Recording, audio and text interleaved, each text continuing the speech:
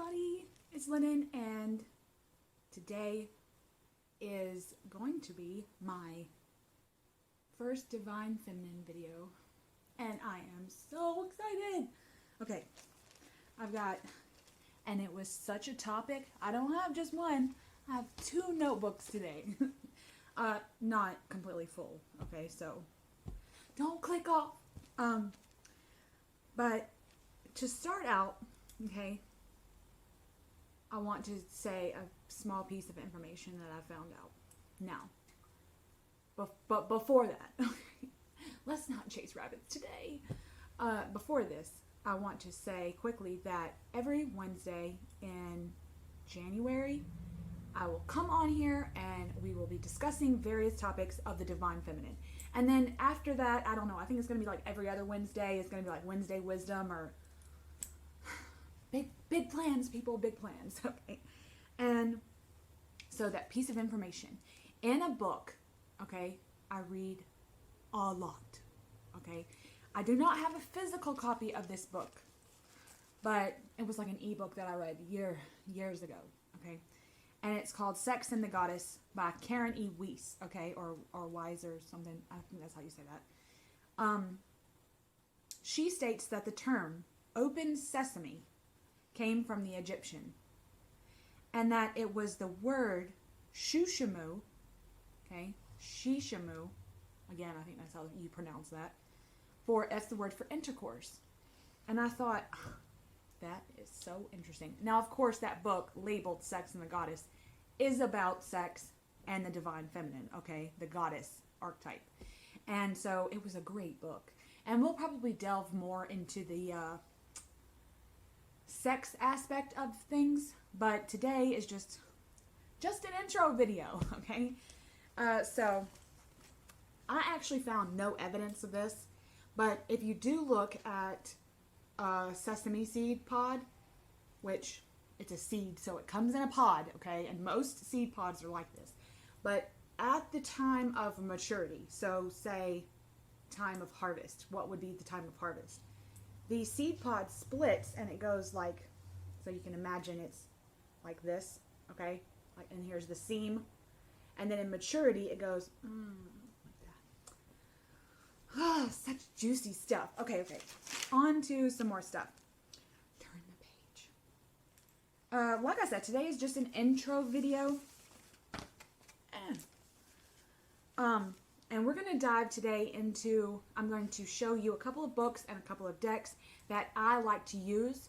And this by no means is an expansive list, because I usually, especially with working with the Divine Feminine, I usually just intuitively pick something. If I have a spread, or if I'm working with a particular moon phase that I believe goes along with the Divine Feminine, then I usually just use my intuition. But these are the decks that usually come up within my findings and my pickings, okay? So I'm going to show them to you because I think if you have these decks, or if you don't, and I think some of them are out of print, so sorry. But this is a quote by, I want to start out by saying this yet another quote by Clarissa Pinkola Estes, who wrote Women Who Run with the Wolves. She's wrote so many. Divine Feminine, I call. The Hindus say that without Shakti energy, okay, that's the personified female life force, who encompasses the masculine ability to act, becomes a corpse. Okay, so that's not the purpose of, you know, we think of the, like, when I say the Divine Feminine, I do not mean to completely try to eradicate the masculine, okay? I think of these as 2 forces, okay? Like this. And instead of like this or like this, okay? That's not, we don't want to polarize ourselves, okay, with one or the other. The Divine Feminine, in my opinion, is about reanimating her, okay? So deliberately bringing her about. And this could be for everyone, okay? In our society, we tend to gone in a more, you know, masculine, you know, we're assertiveness, and the society as a whole has gone that way, and we've forgotten to get back in touch with nature, okay? And I believe that using certain expressions, and there are certain feminine qualities that we just kind of, male and female, we tend to push down these particular qualities, and it's about reintegrating that into our lives, these feminine qualities. And I'll go over both because you know me, I love the importance. There is a big importance of duality here. Okay, so, and I do want to stress the fact that all of us have both. And most females and most males believe that we have to polarize ourselves. We have to be overtly masculine or overtly feminine to get anywhere. And then what happens is we both become like, we're not keeping the scales in balance. We're not doing the work in life, and the integration process of keeping the balance. That's the work. You have to constantly be in the battle between the two. Not really battle, but you have to. You're constantly trying to balance them out, and like with me, for example, I grew up in a family where things I did that would seem masculine, like, oh, that's not very ladylike, oh, that's not very ladylike, stuff like that was getting poured into my shadow when I was growing up, okay? Now, I talk about shadow like it's conscious, but it's not. And I can imagine, okay, that this stuff is just getting shoved down into my shadow. And because I was very assertive and very, very stubborn, and there was a lot of aggression there, and I was very much, my mom would say, a drama queen. Okay, now that you could say is feminine, but it's not. I was just out there, okay, and I was out there in a way that was very masculine, because if we're going to look at both qualities, or feminine and masculine. And when I think of how I acted, okay, it was mainly masculine. And then with my relationship to the church, there were aspects of the feminine too that I thought was completely natural, and that's how I thought a female, or in me, the female in me, should act. That wasn't good enough either. So there was some suppression there as well, okay? Now, I was getting Bible blasted by the patriarch when I was growing up. And so I felt like I had, the masculine qualities were coming out. I was blasting people with my masculine, because how I would act, and I would be, if I thought I was acting feminine, I wasn't. Okay? The patriarch killed that. And it was just blasting me with some Bible stuff. Okay? No, there's not a woman to go along with the man. There's not this. There's not. And I just kept hitting her back. And she would go back into the, unconsciousness. And so, if we only recognize the feminine, okay, then, like I said, the work is actively trying to balance both. So let's look at both for a second. And it's just like, we're talking keywords here, okay?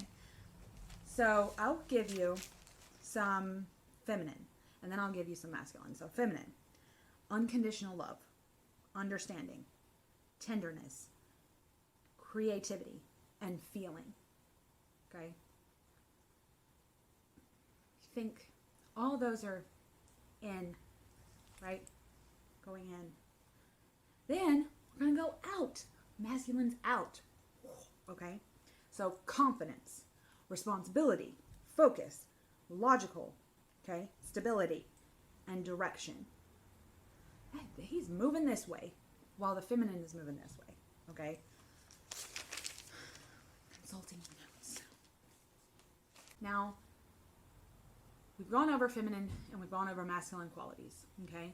I want to start 2020 off right. That's why I'm doing this every Wednesday in January. And we'll probably talk more about this after January. These are just every Wednesday. I really want to just blast January with some divine feminine to really teach well, and we're all going to learn some stuff, okay? I'll be doing my own research, and feel free to do your own. But I want to right now show you some books that I will be quoting from. Maybe I'll come up with some activities upon my research, okay? I might come up with some activities for us to do along the way. Now, books that I'll probably quote from, and that I'll get some of my research that involved like further topics, okay? And then I'll go into decks, because I'll make up some activities for us, some journal prompts, maybe some coloring sheets. I've always wanted to do that, make my own coloring sheet. And maybe even some tarot spreads, because I do believe that a lot of the things that we're gonna dive deep into are good. They'll be good topics and questions for the tarot, and so we'll go. But before I show you the two books that I have that are in physical copy, I want to kind of do some. I'll call them honorable mentions, but they're really not. Okay, these are books that I have read and that I will use in my research. I just don't have physical copies of them. So, When God Was a Woman, that's a book by Merlin Stone. Okay, oh, great book. Goddess, I think it's called Goddess Guidance. I didn't write it down. I think it's called Goddess Guidance, but it's by Joseph Campbell. Okay, I think it's like a goddess guide. And then Lady and the Beast, which I believe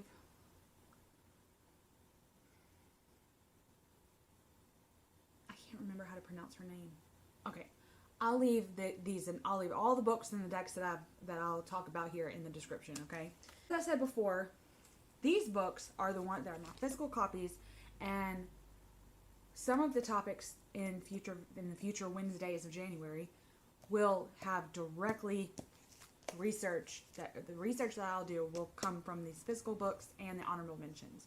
So the first that I have in physical form is Goddess: An Illustrated Journey into the Myths, Symbols, and Rituals of the Goddess. Okay, this is, I've bookmarked this so hard. Okay, like one of the next videos will be about the goddess archetype.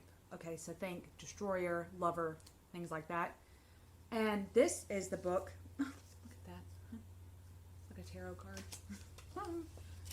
This book is great, okay, because it goes really deep into the archetypes of the feminine, okay? And it looks at terms of divine feminine in goddess form. Okay, so goddess archetypes, one of them, like I said in archetype video, one of them will dominate your personality as the divine feminine, okay, regardless of who you are. And I believe that that's a fascinating topic. I mean, look at this illustrated. Oh. This is a great book. And I love books like this because usually you can find these in the bookstore and they've got like a $5 tag on them. Yes. Pick one of these up. I believe I mentioned this in my Why Moon video, but it's called The Once and Future Goddess. And this book talks about the goddess in a timeline sense. Okay, so it starts in like Paleolithic Ice Age time, and then goes all the way till now. So it kind of does it in more of a like chronological order type of a thing. And I love that about this book, because it's like, well, if I wanted to know just Greece, that would be that. So it also does go over on when the patriarch took over. So it's like how society back then tamed the goddess. And that chapter is eye-opening, okay? Like I said, we will use both of these books, and I'll show you some pictures, and I'll read some passages from it, quote from it, as we go along. Now, like I said before, usually when I do a tarot spread, or I'm working with a particular moon phase, or I'm doing ritual, and it does greatly involve the divine feminine in me, and I'm trying to bring her out, okay, so to speak, I usually just try to pick a deck using my intuition, because that's the basis of her, right? But then these decks are the ones that come up for me. Mostly. Okay.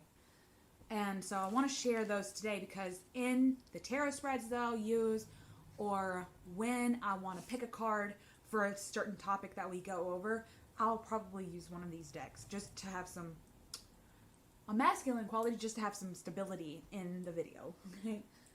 I'll have 2 tarot and 2 oracles, and we'll go over how they're not oracles. But now this is the tarot of the Crone. Okay, is this upside down? Yes. This deck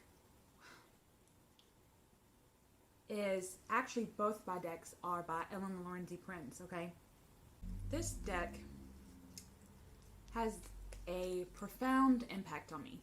Okay, I think I watched a YouTube video, like an unboxing about this years ago when it came out. Okay, and I immediately started crying. And I don't think that it was one particular card. I think it was all the images. And I remember getting this, and it was like an hour-long video, right? It was a flip through and kind of a discussion. And I remember just all of a sudden feeling like an overabundance of emotion in my throat. And then I just could not help. I couldn't help it. I had to start crying. And I mean, look at this Temperance card. Fire and ice, right? Or I call it ice. It could be crystals. I mean, you pick something.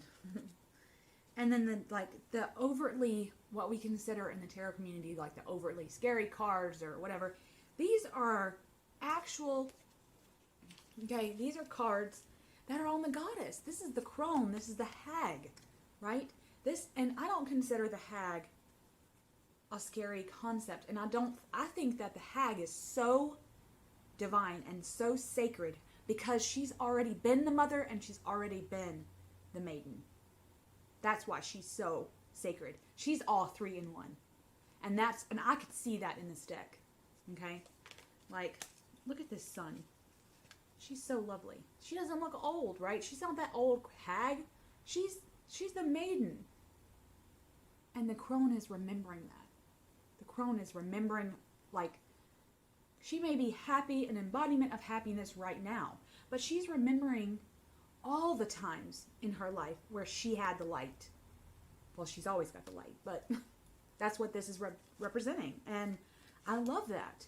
Even this moon card is scary. You've got the ghost on all the pillars, right?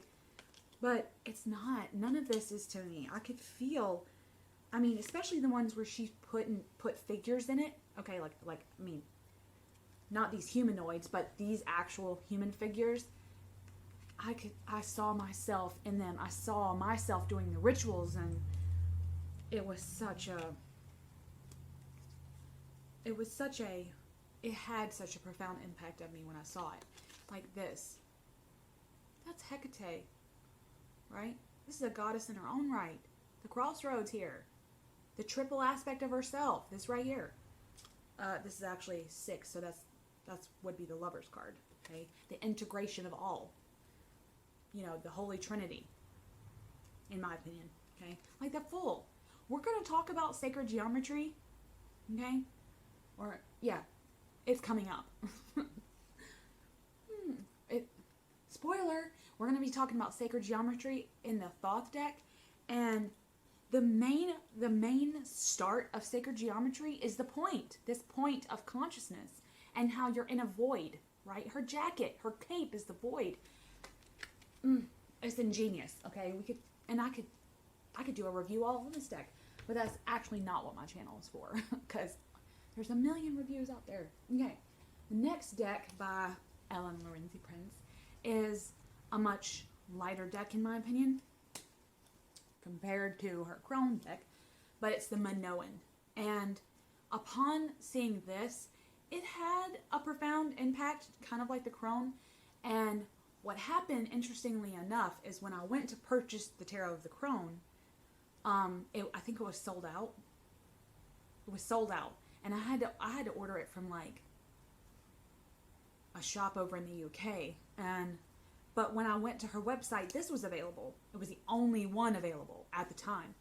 And I thought, well, I mean, if the Tarot of the Crone has that much of an impact, I need to check this out, right?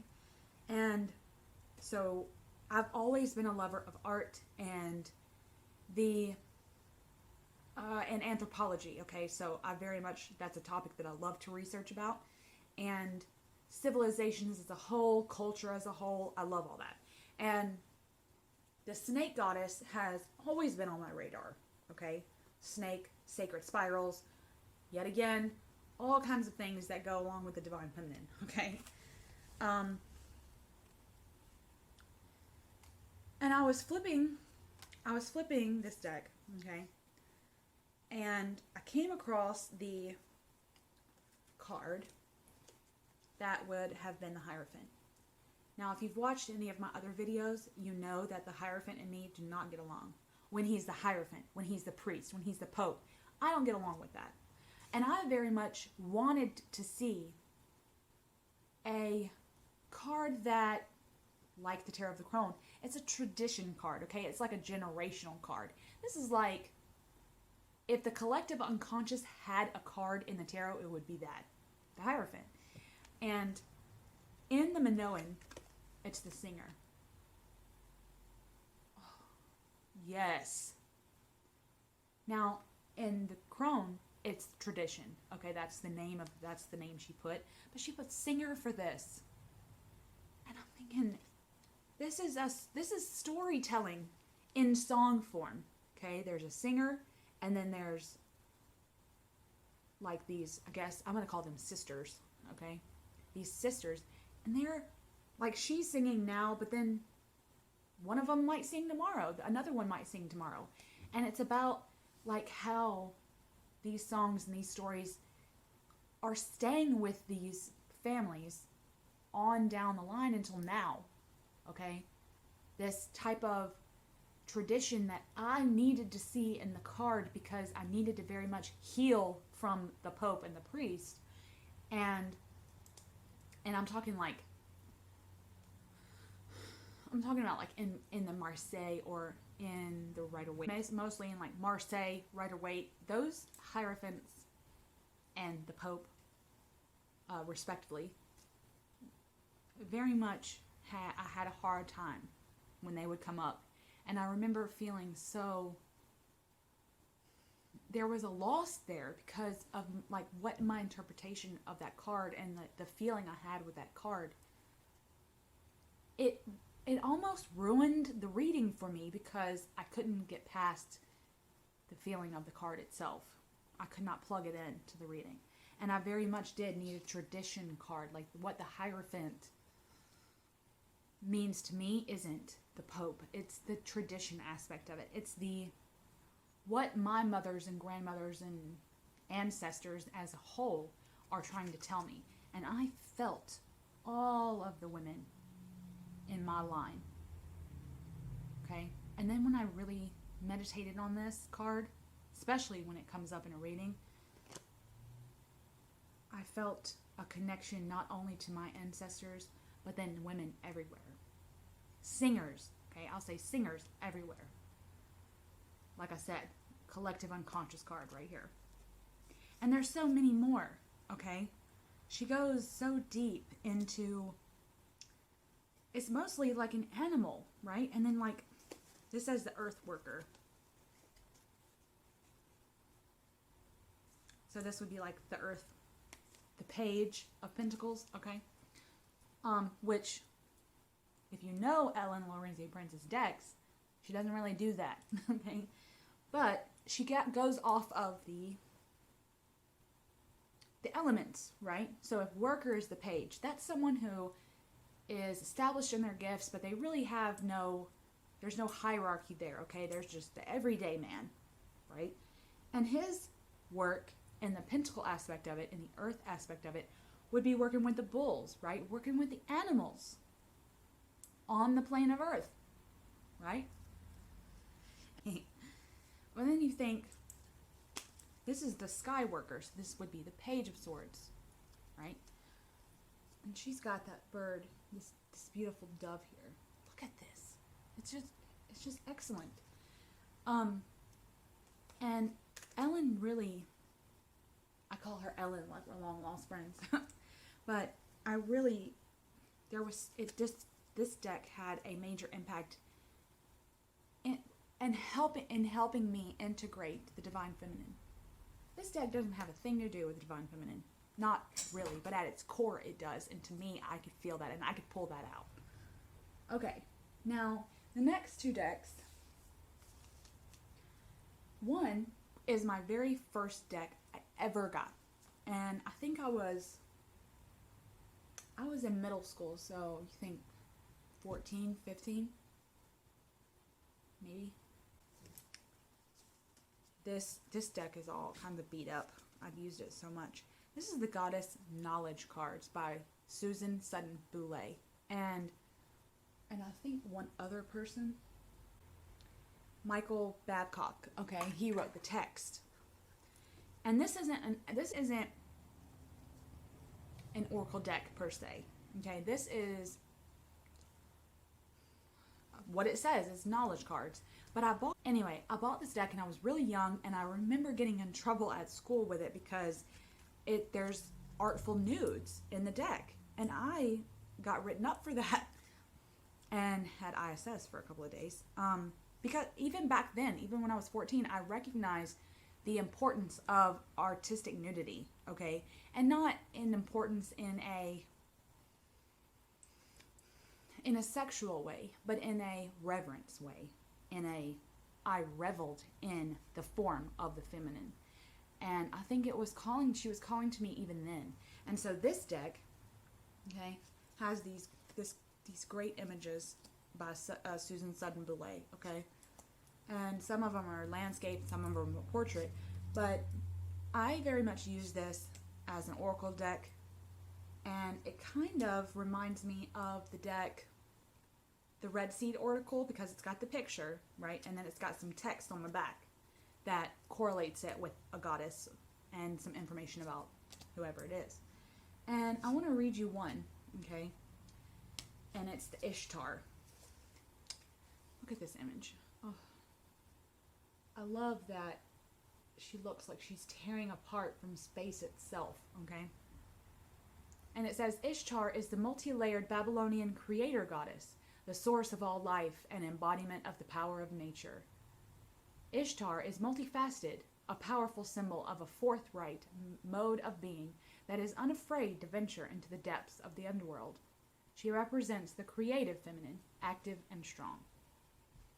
Oh. Just to kind of give you a glimpse of what it does.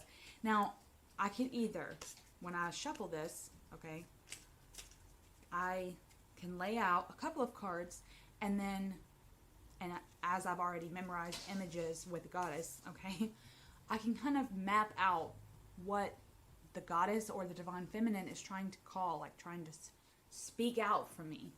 And so that's very much how I use this when I think of the divine feminine, especially if I've had a day of go, go, go, and I have not used my intuition, and I have not slowed down, and I have not like integrated those feminine aspects into me on that day. And I get home and I'm like, I need to relax, but I really, before I go to bed, I need to bring her out. I need to sit with her for a minute. So if she had something to say to me, what would it be? And that's kind of how I use that deck. So, and the last deck is pretty much the exact same thing. Is kind of an oracle, but it's more of an information. It's kind of like an informational deck, and it's called the Heroine and Goddess deck, okay? Heroine and Goddess Wisdom deck, okay? And look at the backs. This is like, I think of this as the Pythia stool, right? And there's some smoke with some words in it. But I actually don't like the back. I do like the Pythia tripod here. Power of 3. But I loved the images. Okay, here's Hecate. Hecate. And then it has one word at the bottom. Like this says crossroads. And then like this is the Pythia. And this says prophecy. And it has one word, okay, for each goddess. And these are heroines and goddesses. So these are women that have either been deified or they're just heroines in their stories of myth. Okay, so think of like Medea, right? She was very much like a high priestess in her story, but she wasn't ever deified, so she's not really a goddess. I mean, and I'm only talking in terms of myth here, okay? And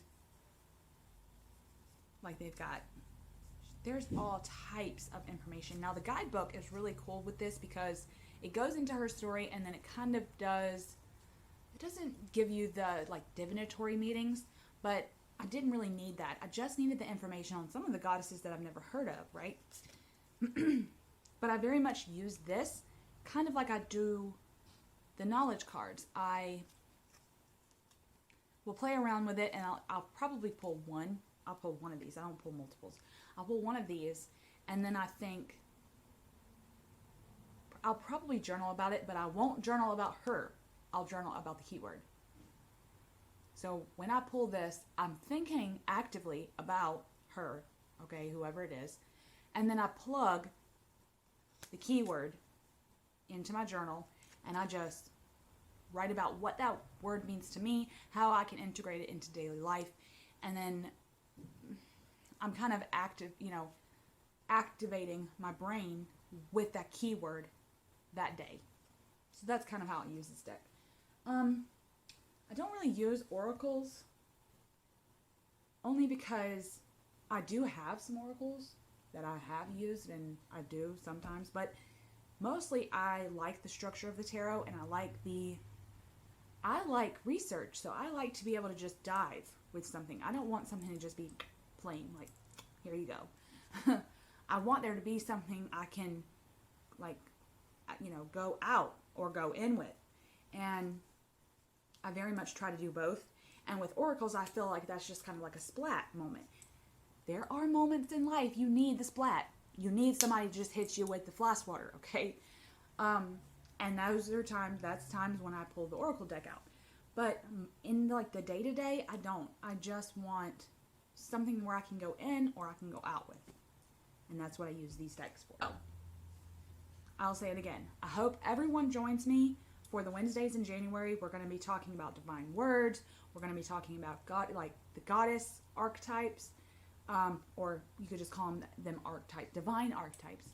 We're going to be talking about integration, and then also in turn with that, how the feminine has been suppressed and oppressed in society and in you, okay? And I think the final video will be about the sacred union, okay? So that's kind of like the yin yang, and not only integrating the feminine, which we will talk about mostly, and then the last video will probably talk about integrating both and how and in what ways we can keep the balance and do the work that is required to do that. And so I hope all of you will join me, and I hope it's fun because I'm not an expert on this, and I hope that if you have anything you want to add or anything you want me to look up or anything you want to say in the comments, that go along with this, and if you feel goes along with this, then that's great. And I hope to hear from all of you. So have a good day.